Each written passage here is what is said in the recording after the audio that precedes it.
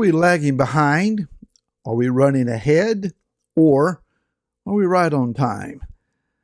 Hi, this is Barry Phillips, the 10-Minute Torah, day one of a double Torah portion for this week.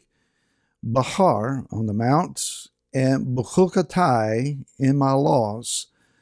Let's go to Vayikra, Leviticus chapter 25, and begin reading with verse 1. And Yahweh spoke to Moshe on Mount Sinai, Behar, saying, Speak to the children of Israel and say to them, when you come into the land which I give you, then the land shall observe a Shabbat to Yahweh.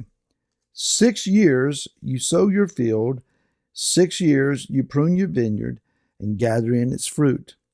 But in the 7th year the land is to have a Shabbat of rest, a Shabbat to Yahweh. Do not sow your field, and do not prune your vineyard. Do not reap what grows of its own in your harvest, and do not gather the grapes of your unpruned vine, for it is a year of rest for the land. Couple of things that we want to look at. Tomorrow we'll get more into the Shemitah cycle of resting every 7 years, for at least for the land. Today I want to talk about this idea of timing. When we read this commentary or these verses, the commentaries on them ask a question about when did this instruction take place. So let's begin with an understanding of Behar Sinai, the mountain of Sinai. Behar is spelt with a beit, which is the symbol of a house, a hay, which is basically a man with his hands in the air saying, look over here, something to be seen or revealed. And then resh is the letter that reveals the back of a man's head, or it's the head, if you will. So together the letters would give you an idea of the house where we see the head, or the chief one, the supreme one. Now, is that doctrinal? No. It's an interesting way of looking at what the letters say to us as they are symbolically analyzed. Not doctrine here, it's an idea, okay? When we go to the word Sinai, we have a samech, a circle, if you will, the idea of being protected, a yod, which is the symbol of a hand, and a nun can be many things, among which is the symbol of the one who is the heir of things, the recipient of someone's will, followed by a second yod. And so it can give us the idea, symbolically speaking, of being protected or surrounded by the hands of the heir. So together, you kind of get the idea that we're going up Mount Sinai, which is the house where we see the head, which is what happened. Moshe would go up, and there he would be encountered by, or in the close proximity of, the head, Yahweh. And there he was protected by the hands of the heir, Yeshua. Interesting ideas. Again, we're not declaring doctrine here, and don't go out and change the world by that. It's an analytical, easy way of looking at letters and saying, that's interesting. So that's what it is. It's interesting. So as he is on this mount, at the time of our reading, the Mishkan's already been built, which leaves us with one of two possibilities. Either this took place prior to the Mishkan being built, and it's just now being introduced to us, or after the Mishkan was built, Moshe climbed again up Mount Sinai and received further instruction.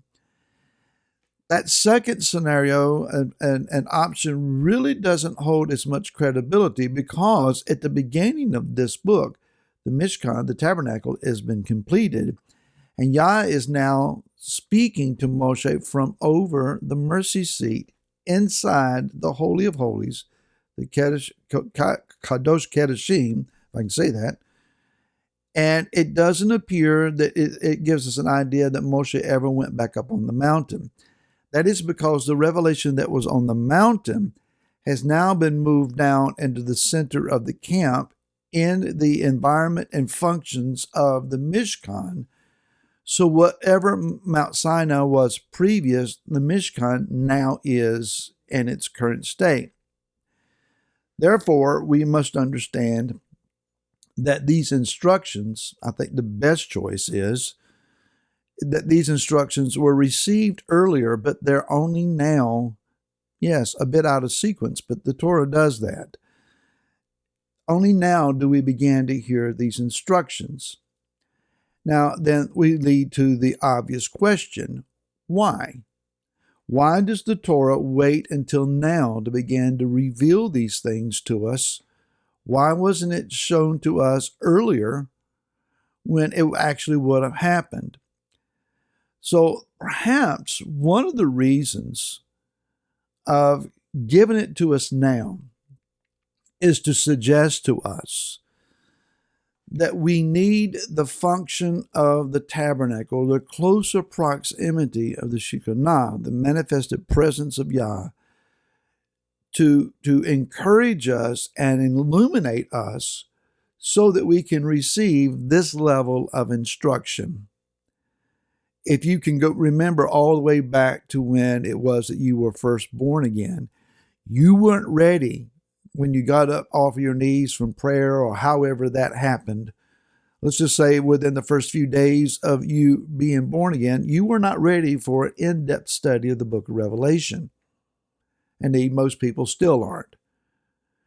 Neither would it have been a good time for you to go through the book of Leviticus and get into all of the details of the tabernacle system. You're not ready for that. You're ready for the more fundamental elements, starting in the book of Genesis and just reading the narrative of the patriarchs. That would have been a little easier to digest, even though that can be obviously very profound. Israel would not have been ready before the Mishkan was erected and established, and they were able, not only Moshe to go up onto the mountain, but now they themselves can bring their offerings and they can approach near and they can worship in the inside of the linen walls surrounding the tabernacle. They have an opportunity for Yah to say to them, okay, now it's your turn. Now that we've got Moshe established, now that things are rightly ordered, now that the priesthood is here to function in my behalf, you can come to me and you can bring your offerings and I will receive you. In other words, there is a required sense and state of maturity to handle some things that Yah is saying. Let's make it a little personal then. There may have been some times in your past where someone came to you and said, I have a word for you from the Father. And they related something to you and your eyes crossed and your head was scratched and you had this puzzled look on your face like, that doesn't make any sense to me whatsoever.